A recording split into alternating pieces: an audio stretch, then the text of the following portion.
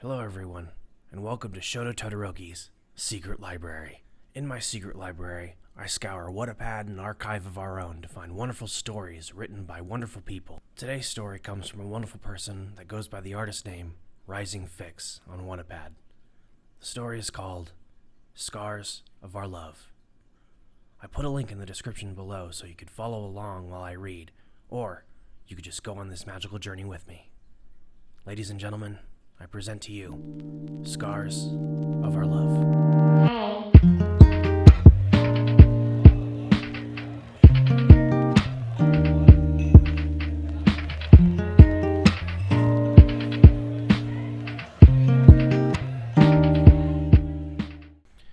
Chapter 10. Loyalty. Todoroki's point of view. I walked down the halls passing students, minding my own business, and going home for the day. Just as everything was normal, a loud explosion sound was heard, which made everyone turn their heads to see where the noise was coming from, me included. Many others were wide-eyed in seeing what lied behind the sound. We saw a lot of smoke and sparks outside from the windows. Many people were confused, and some were saying, "What's that?" and "Is that a villain?"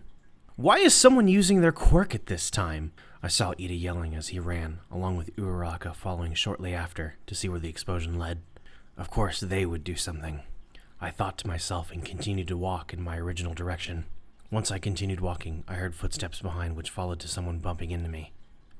I turned around to see a familiar redhead that always talks with Bakugo, Kirishima. Sorry about that. I need to get Bakugo, and I didn't see where he was going." Kirishima apologized to me multiple times. Bakugo? I thought to myself. Before Kirishima was about to leave, I questioned him. "Why do you need to find Bakugo?" "He told me that he needed to talk to someone. Deku or something like that. I'm concerned since the explosion looks similar to Bakugo's, so I'm checking it out," Kirishima replied with. It didn't take long for me to realize what actually was going on. "I'm coming with you," I said demandingly, and I followed Kirishima. "Okay, but why?" "I think I know who you mean by Deku, and I don't think it's a good thing." We quickly caught up with Uraraka and Ida, and we made it to the field, catching our breaths. We saw two people, one standing and one lying on the ground. "A fight?" Uraraka asked nervously, mainly to clarify it herself. "They must be sent to the principal immediately," Ida objected. Kirishima and I were the only ones who might have the closest idea to what happened. What's scaring me was to see that they were right. The four of us went closer to the scene, now spotting the students and even teachers. "Get the nurse now!" someone yelled out. I paused. Was it that bad? I walked hesitantly, feeling my heart beat with every step, and finally got a clear look at the situation. I froze. On the ground, covered in burns and blood, was Midoriya, who was unconscious, and the person standing was Bakugo, with a look of cruelty in his eyes, looking like he was unstable. Uraraka had tears flowing from her eyes by the shock of the situation. Hell, even Ida's jaw was dropped. "Bakugo! Stop it!" Kirishima yelled out, running to Bakugo and using his quirk to punch him. "Kirishima, what the fuck?" Bakugo was about to yell until he realized what he had just done. And then he stood there, wide-eyed. I bet even he was surprised by how much he was able to hurt Midoriya that much. There was an anger raging inside me from Bakugo's actions. How could someone have so much hate for an innocent person? That fucking bitch. I took another look at Midoriya, which made my heart break even more. Instead of taking the anger on Bakugo now, I decided to ignore it and help Midoriya. He needs it more anyway.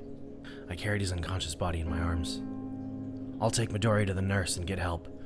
Kirishima, control that bastard. Uraraka and Ida, calm the people and inform the teachers. I see someone coming here." They all agreed, and I started to run as fast as I could to the nurse's room. The last thing I heard from Bakugo was him saying in shock, "I didn't think it would be that bad."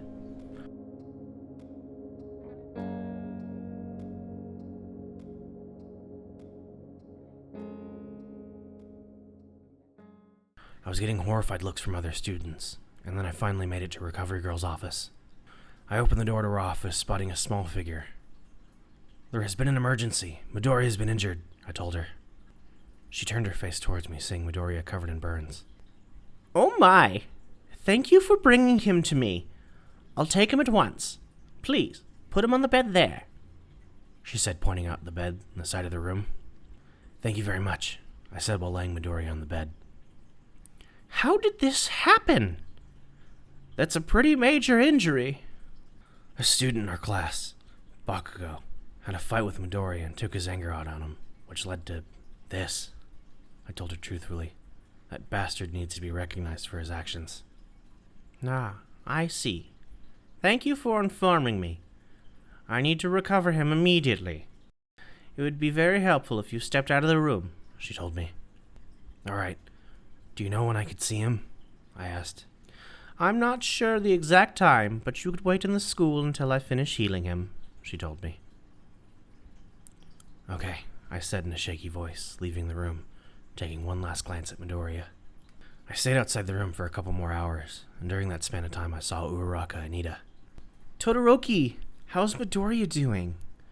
Uraraka yelled out, holding my shoulders as if it was a drama. Recovery girl is healing him, though I'm not completely sure how major his injuries will be. What about Bakugo? I asked. He's been forced to be with the principal. His punishment may be rather bad for what he did. Kirishima tried his best to make the situation better to help Bakugo out, which I say he did a successful job at. Bakugo, the son of Satan, for doing something like this. I will kill him, Uraraka said, somehow making the atmosphere a lot tenser in a snap. I mean, it's not a bad nickname, I thought to myself. Alrighty then, I'm sure Midoriya will be fine. He's strong after all.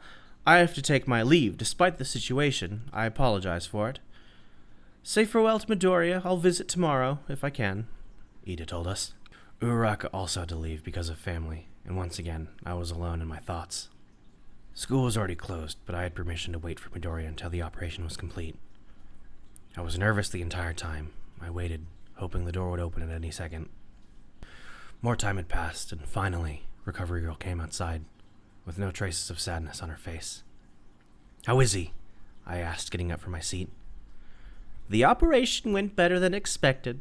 Most of his wounds healed correctly, and only a couple bandages here and there.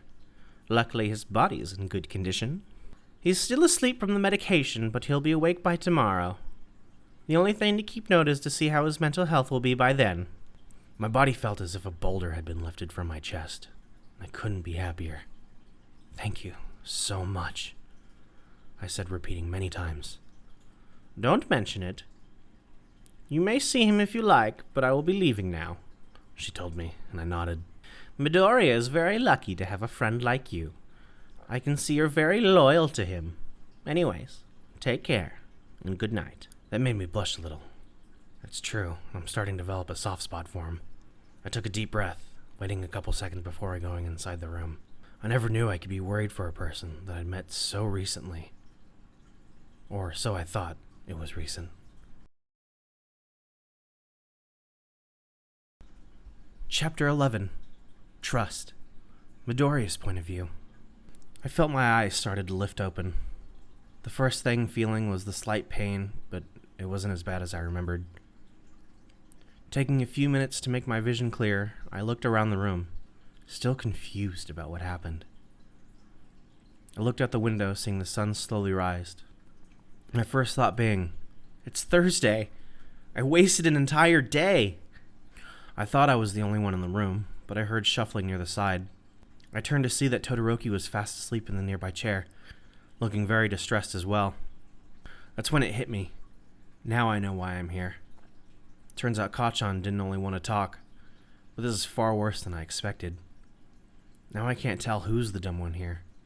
Me trusting in Bakugo again, or him bullying me. I was having flashbacks when Kacchan used his quirk on me. It horrified me. Tears started sprouting out of my eyes. The memories of my childhood flooded in my head at once. It felt as if I couldn't breathe. It hurt so much to think about. I wanted it to stop. Now I'm sobbing uncontrollably. I completely forgot that Todoroki was here with me. I felt a hand on my left arm, making me jolt. I look up to see Todoroki up from his seat, having caring eyes, which is a new look that I had seen on him. Are you alright? Todoroki questioned softly. My mind shut off then. I couldn't help but to wrap my arms around him and bury my face in his chest and cry softly. I was letting the emotions I had inside me out. I surprised Todoroki slightly, and he instantly understood and embraced the hug. I lost track of time, but I could tell we stayed like this for a while in silence. Todoroki was patient enough, and instead of making fun of me, he cared. I was the first to let go, finally ready to speak. I'm okay, I said, looking into his eyes.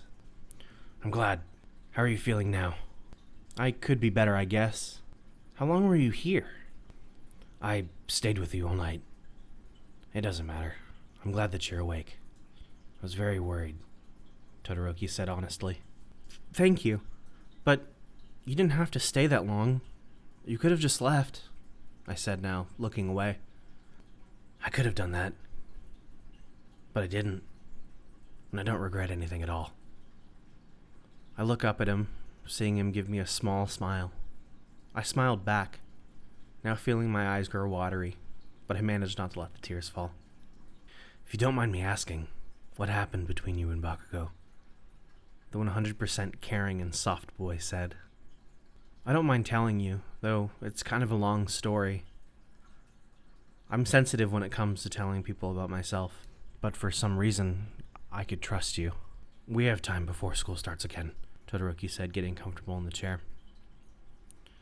Okay then. Kacchan and I were childhood friends. We got along when we were very young, but that quickly changed when he got his quirk.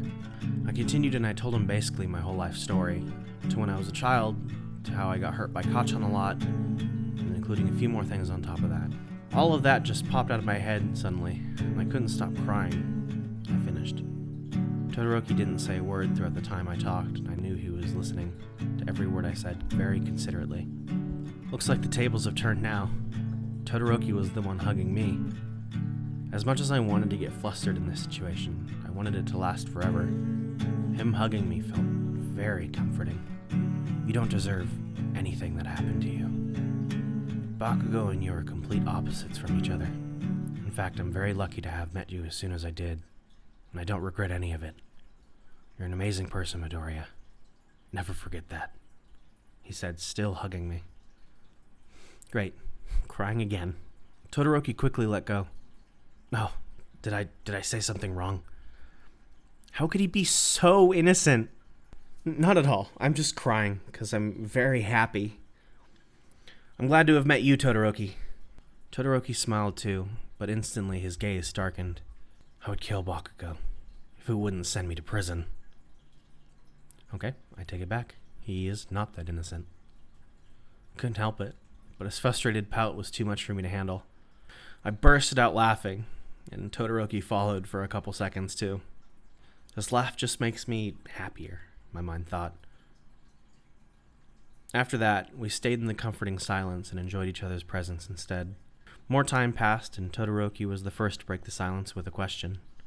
I don't mind if it's too personal to share, but I recall us having a conversation about soulmates that we never finished. He's right. I didn't mention anything about soulmates when I told him the reason I was crying, which was mainly the fact I'm still hesitant to share this information, including how my mother interrupted us when I almost told him. That's true. Well, I don't mind if I tell you. I trust you enough to share this. Here goes nothing, I thought to myself. This could be the moment to prove whether or not Todoroki could be my soulmate. When I was little, I actually had two. The door slammed open, revealing Uraraka and Ida. Midoriya, you're awake! They yelled in unison.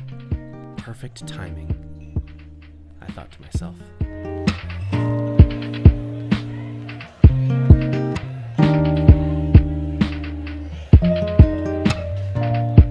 Hey, what's up everybody? It's your boy, DokiDoki Jukebox. Thank you so much for tuning into part 6 of Scars of Our Love. Down below, you could find the link to Scars of Our Love on Wattpad by Rising Fics, and you could also find a link to Chris Quintos' Twitter. Go support them, go show them the love, because without them, this would not even be a thing. Leave a like if you like this, leave a comment, tell me how you're feeling, what did you like about this episode? And we'll see you in a few days for another one. Alright, have a good night. Bye.